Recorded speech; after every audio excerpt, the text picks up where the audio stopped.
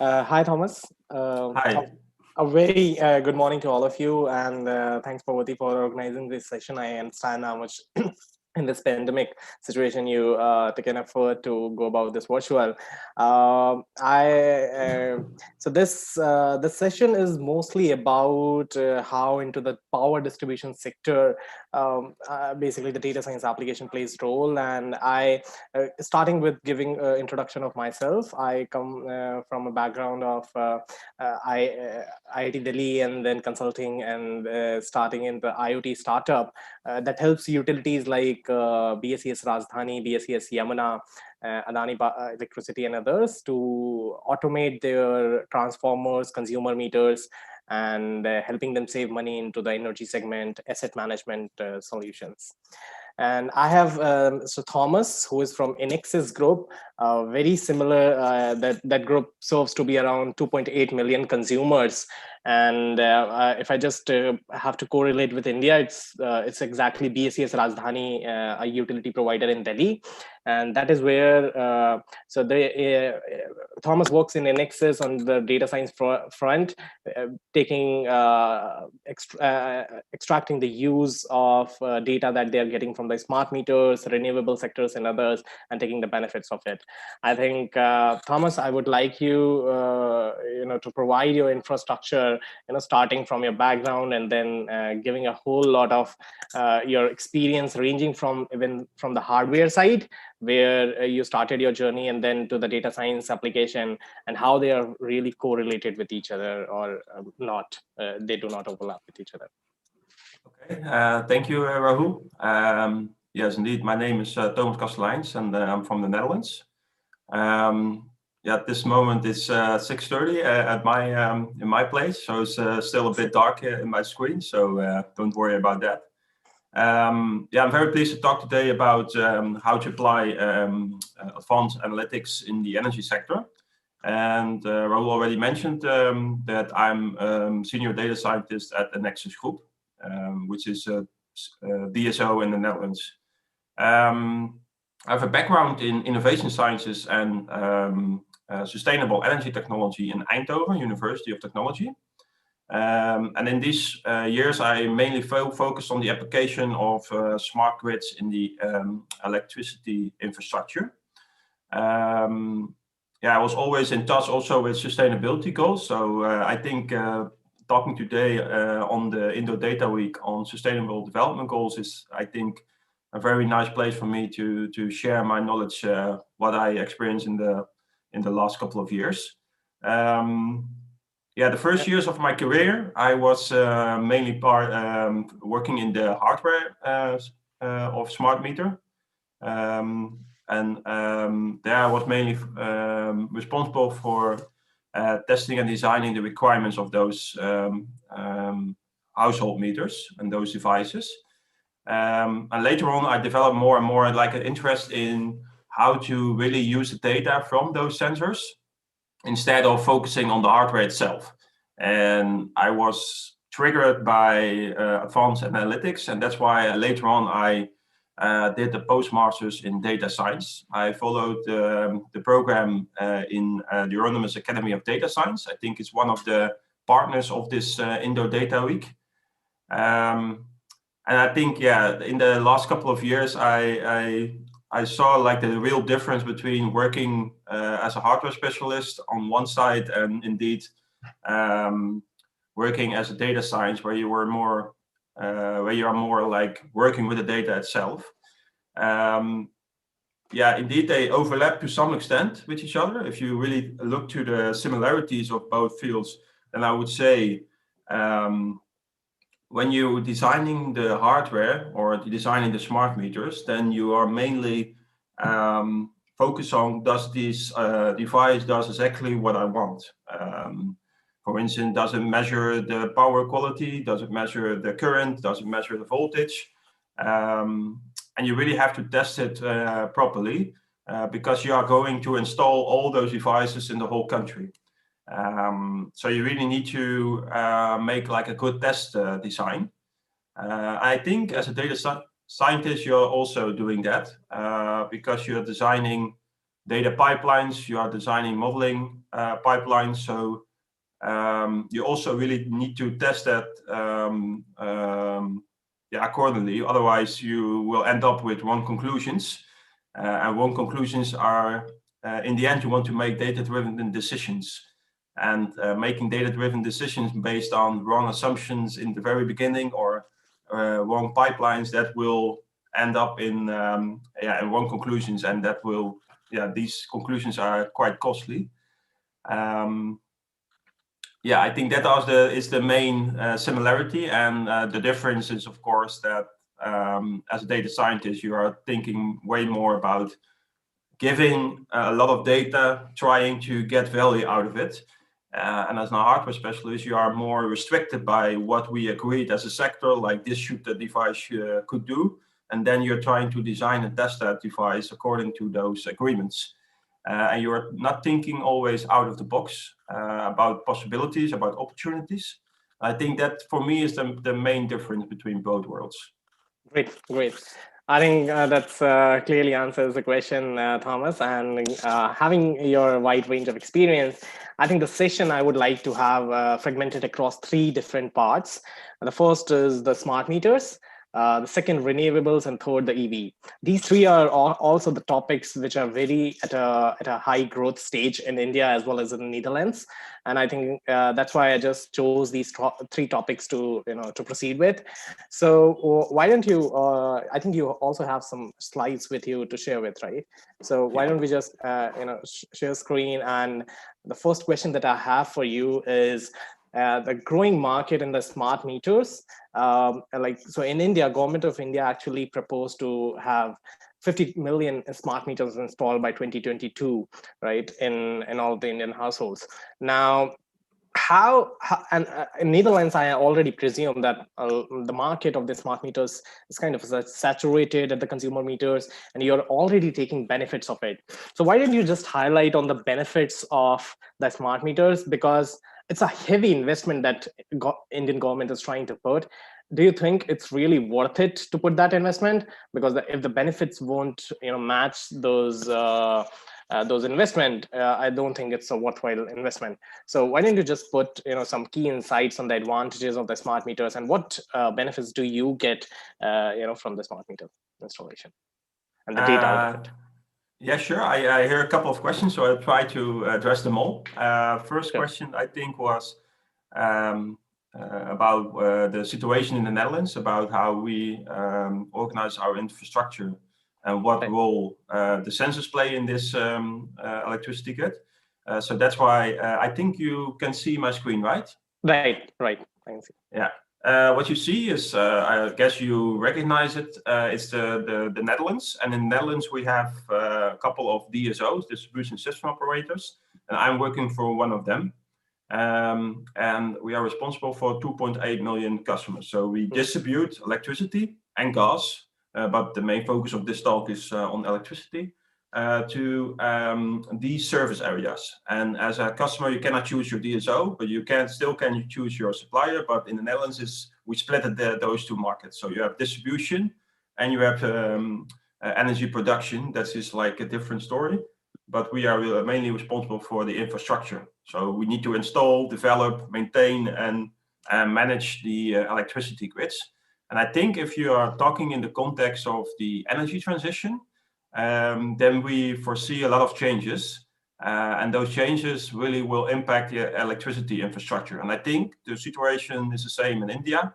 More and more people are installing solar panels. Also, the electrical vehicle market is increasing in the Netherlands, in Europe, in the whole world. Right. To really to make sure that we can handle those changes, I mean, it will have an impact on the electricity infrastructure. And otherwise, if we don't do anything, then we will end up in a lot of issues. Right now, outage times are very, very low in the Netherlands, less than 50 minutes per customer per year. So if those numbers are increasing, so suppose that people are having no energy like for 2 hours per year, then people, I mean, those people really have high expectations. So we cannot just leave it to the system. We should take action. So you're saying that 50 minutes outages per year, right? That's very high, in fact. No, it's not per year. It's about 15 minutes per customer per year. Per customer per year, yeah. Yeah, so I think in India, it's about 50 minutes per day per customer. Yeah, I think that's also a difference in how you should, where you should focus on. I mean, in India, maybe you don't focus on outage times, maybe on like you have other things you would like to focus on, but in the Netherlands, outage time is a very important performance indicator. So this is basically how it is.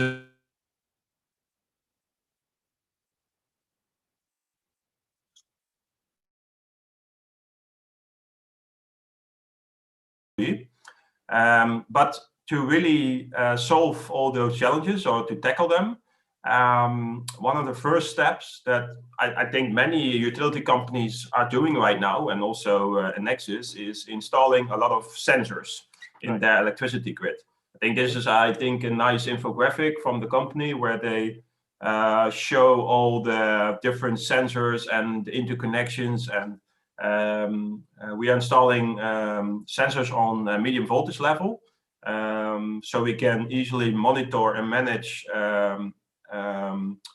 all the power quality measurements and time series measurements on medium voltage level. So we can basically really see what is going on in several neighborhoods and cities and parts of cities. And we are installing also smart meters on low voltage side in the individual households. And yeah, before really rolling out those sensors, we really need to think of like what is the real benefit of it.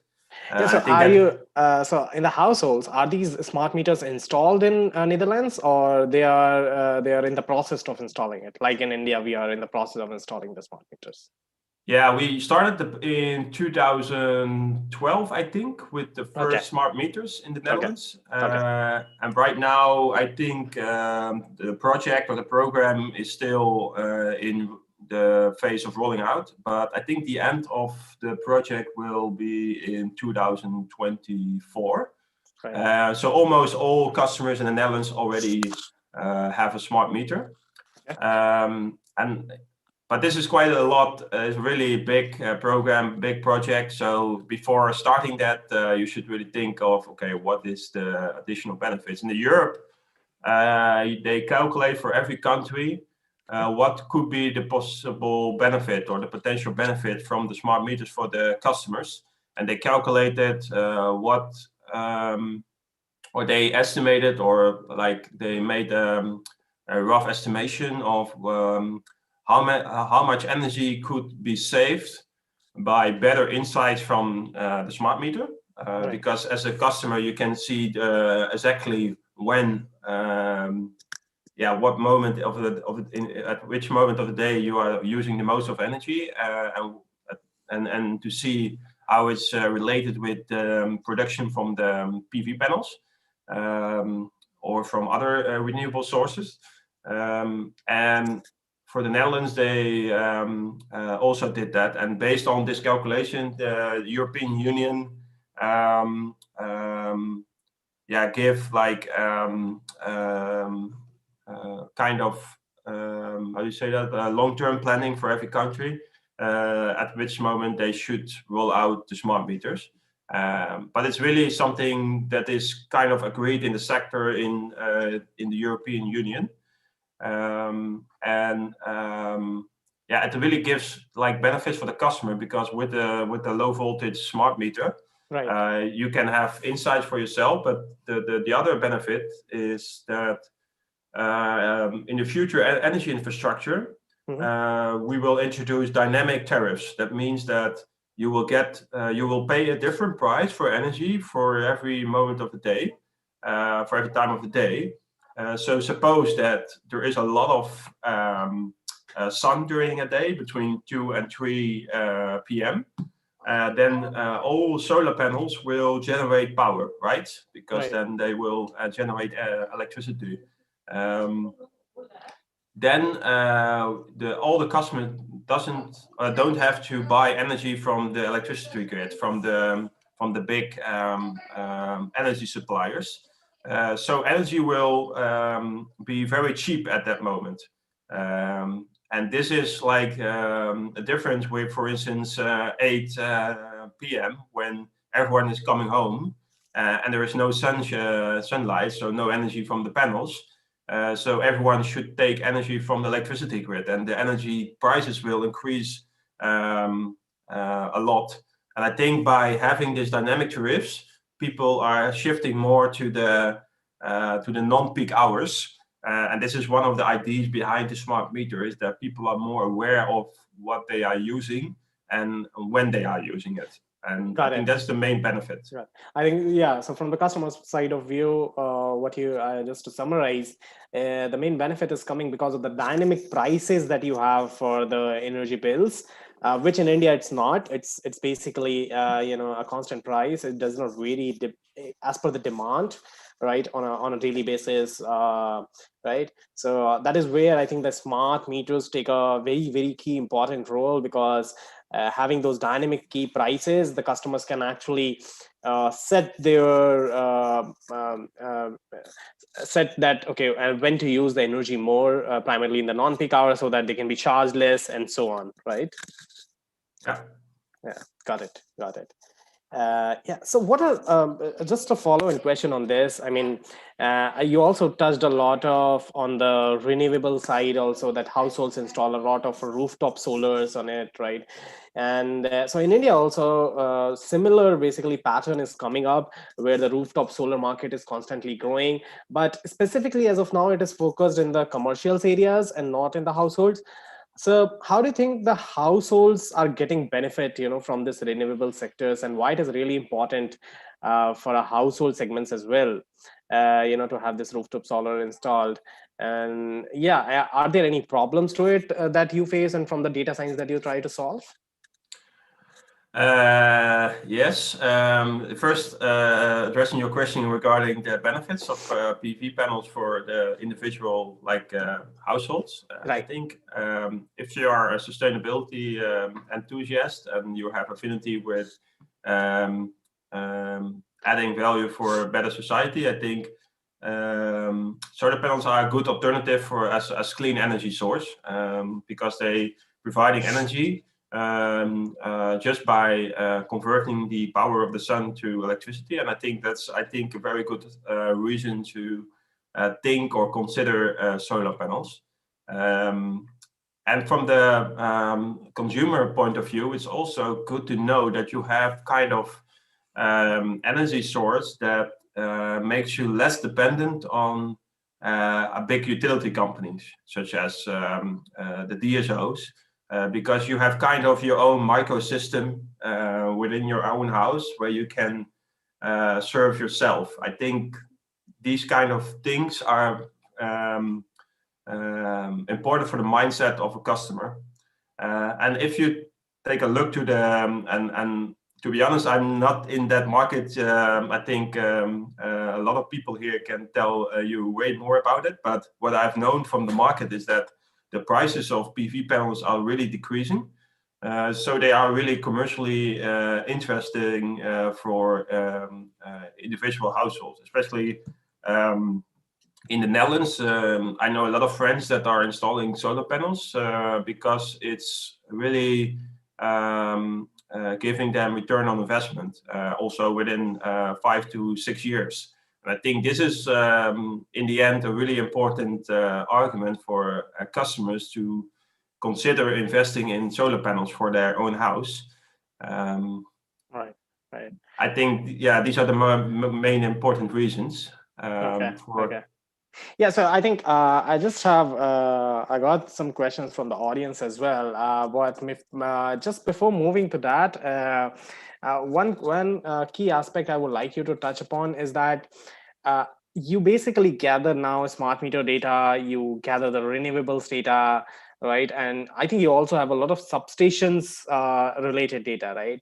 So how do you actually manage? I mean, what utilities need to be prepared for, and like how exactly the storage? I mean, you have like cloud servers, how the security is there, right? And what all benefit? I mean, what utilities need to be prepared for once this data come in? How do they actually utilize? I think I prepared this slide. It's also about the substation data that we got from the medium voltage substations. And as you can see, we already install a lot of those sensors in our electricity grid. So every dot stands for an installed sensor on medium voltage side. And these medium voltage sensors are generating a lot of data. So suppose every substation measure voltage, current, power, reactive power, and not just for the transformer level, but also for the individual feeders. And it's really time series data, so every 50 minutes you get an average value, and it really counts up, and it really will generate terabytes of data. So scalability indeed is really a thing to consider and to handle properly. But before talking about scalability, I also would like to address that before talking about scalability, it's important to start very simple. Like if you have a sensor for a specific neighborhood that doesn't generate that much data, first try to see what value you can get out of this small area with the small pilot. See what you can get, what value you can get out of it. And if you really have some success stories for your company or for your sector, and people are really seeing the added value of those data and what kind of analytics you can get from it, I think that's a good point to really think about scalability. And yeah, I think for DSO, this will really take, it's really a serious thing, because all the sensor generates bunches of data. Yeah, as a data scientist, I just need to get access to the data when I want, right? When I start my day, I'm working on a data-driven solution, on data pipelines, or trying to model the data. I should easily access data without any issues or technical things. So in the first place, I should have like a very stable system where this data is extracted from, or transformed, or loaded. If you really think of the state-of-the-art solutions in the field, I would really advise to consider the cloud service technologies, because those companies like Amazon, Microsoft, Google, those big vendors that really have a lot of experience in setting up this infrastructure. Okay. And I think one of what is a little bit behind your question is security of your data. Should I just bring my data to the cloud? And should I? Is it still secured, or is it still? I think this is really a lot of questions, or a lot of companies I think are struggling with this. But I understand. I completely understand the contentious issues that it has related to the security. Just because we have a bit of the time remaining, only a couple of minutes remaining, I would like to take one question from the audience, actually, which is, does data or artificial intelligence help you to automate models like pay for performance or ESCO? Sorry, can you? Yeah. So does data actually help to automate models like pay for performance? So based on the performance, I mean, of the system, the customer would be able to pay. So are these kind of models can be automated? Yes. So, for instance, if you're talking about a load forecasting model, I think load forecasting is very important for DSOs, because then they can predict for a specific area what will be the the consumption or production in a specific area, and if it will exceed a certain limit, then there will be a power outage or another issue. So load forecasting is a very important model within DSO. So that's why I work it in a project where data from the center is coming in. It's modeled at the same time, and it's generating predictions at the same time. And this is really a continuous process that is really rolled out and deployed at the moment. And it really gives insights for congestions. Okay. Yeah. So I think just the way you pointed about the congestions. So why don't we just also touched about our last segment and tell us about the problem in the EV space, because in India also the main focus in the EV charging space, actually the customers face, is about the voltage fluctuations. So are there similar problems that occur in the Netherlands, and how the data science actually helps this problem? Yes, EV is indeed an important technology that is on one side like a solution for the problem, but on the other side also a problem. Let me first talk about the problem side, why it will be a challenge. EV is really it's like a promising technology, especially if you're talking about storing energy.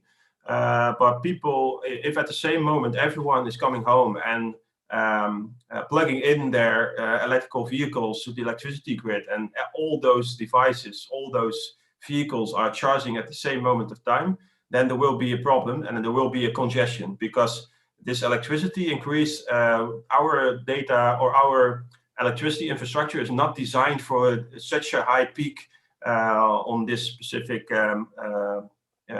in this specific time window. But on the other hand, it can also be a solution for congestions that are caused by solar panels. When too much production is going back to the electricity grid, you need consumers somehow, and electrical vehicles can play this role because they can directly take the energy from the solar panels to charge the batteries. And I think making those two worlds and align them is I think one of the solutions in the energy transition. And data science can really play a big role in this, because all those load forecasting models that are running in parallel can give you insight where in the grid will in the next 24 hours or 48 hours, where in the grid will potentially we expect some congestion. And then you can inform contracted parties. I mean, we have contracts with parties that are playing the role of a kind of aggregator, and at some point they will play the role as consumer, and some moments they will play the role of producer, based on what we expect from the load forecasting models. I think there is, a very important role for data science technologies. Enable the energy transition. Thanks Thomas. I think you gave some really good insights on the three aspects: the smart meters and renewables and the EVs, and how exactly the benefits the customers are getting, and what utilities should be prepared for in handling those kind of data, and really some of the key aspects on the condition problems. And now we have overshot the time, but I think Poverty can forgive us, because we just started a couple of minutes late as well. So I think with this I would like to conclude the session now, and handing it over to Poverty for and extremely grateful for providing this opportunity. I think it will be it would have been very helpful for all of the audience as well, to gaining the insights about the key markets that India is